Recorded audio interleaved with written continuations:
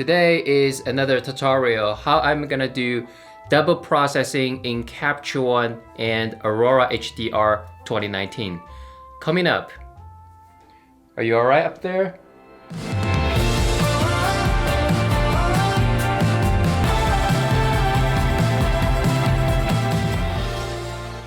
Before we get into the video, if you are interested in Capture One or Aurora HDR 2019, check out the description below. You can use the coupon code to save some money when you check out.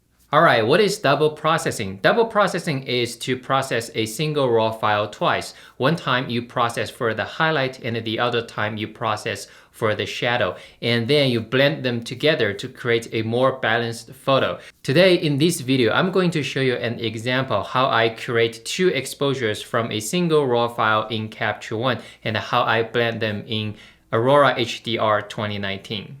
Okay, this is the photo I'm going to demonstrate double processing. As you can see, the outside was very bright, very overexposed, and inside was very dark, very underexposed. So I'm going to process this raw file twice. The first time I'm going to process for the highlight and the second time to process for the shadow and to try to create a more balanced photo. But before I do anything, let me grab the keystone tool to fix vertical distortion.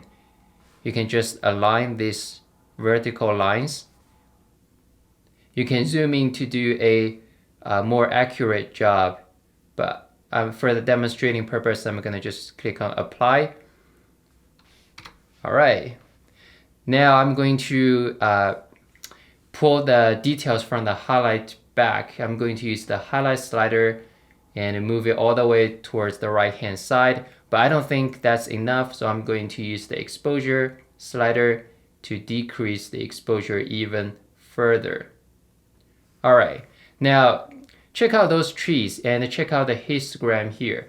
So the trees are a little bit shadow, a little bit mid-tone in this trees area. So if you increase the shadow to 100%, and it will increase the exposure on these trees, which I don't think look good.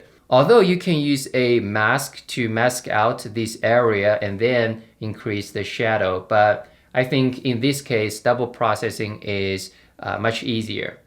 All right, now I'm happy with the highlight and I'm going to export this photo. You can right click on the thumbnail and go to export, go to variants, and you can select your destination, file name, and format. Make sure you have TIFF 16-bit so you have more information to work with later. Uncompressed sRGB 300 pixel per inch and a fixed scale at 100% scale.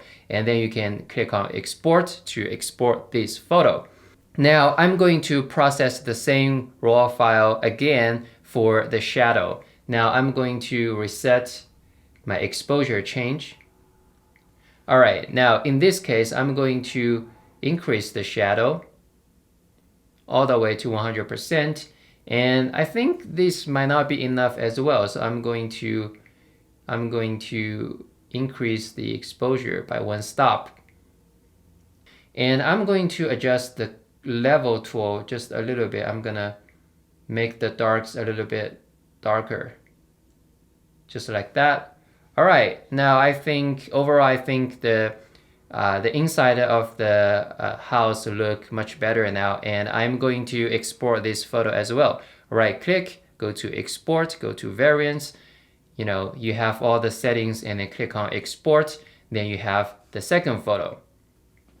Now, I have to say I'm really impressed by the dynamic range on Fuji X-T2. This photo was taken by X-T2, which has a APS-C sensor. And as you can see, there's so much highlight and shadow that I can recover from this single raw file. All right, I just want to say that. Now, let's get back to the post-processing. Now, we're in Aurora HDR 2019. Click on Open Image and select the files that we just created. And since I know I created both files from a single raw file, so I don't need to check auto alignment, but I want to click on the gear icon. I want to check chromatic aberration reduction. And for the same reason, I don't need to check ghost reduction.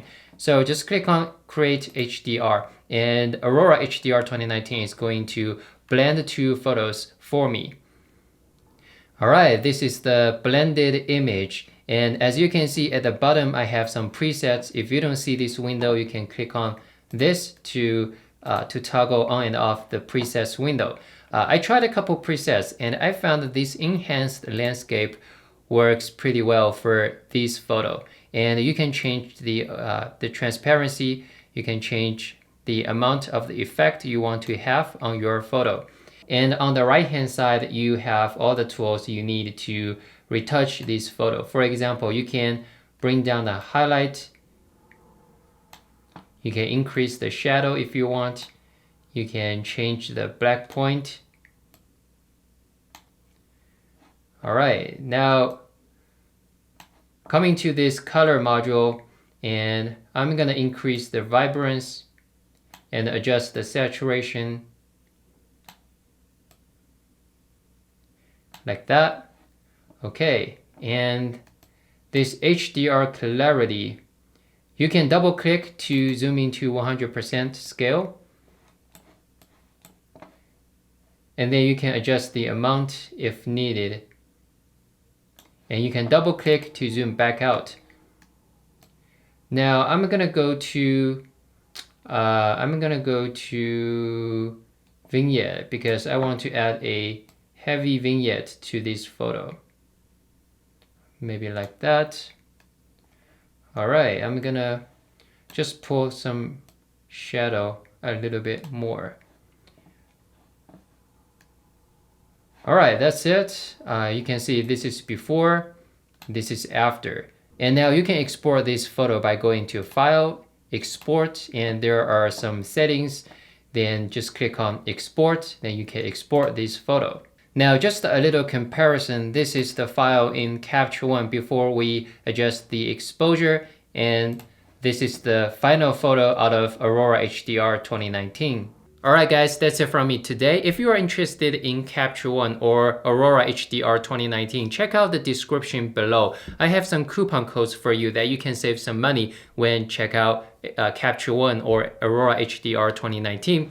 And if you like this video, please click on the thumbs up button below. And if you are the first time on my YouTube channel, please consider subscribing. Alright guys, I hope you all have a fantastic day and I hope to see you next time. Bye.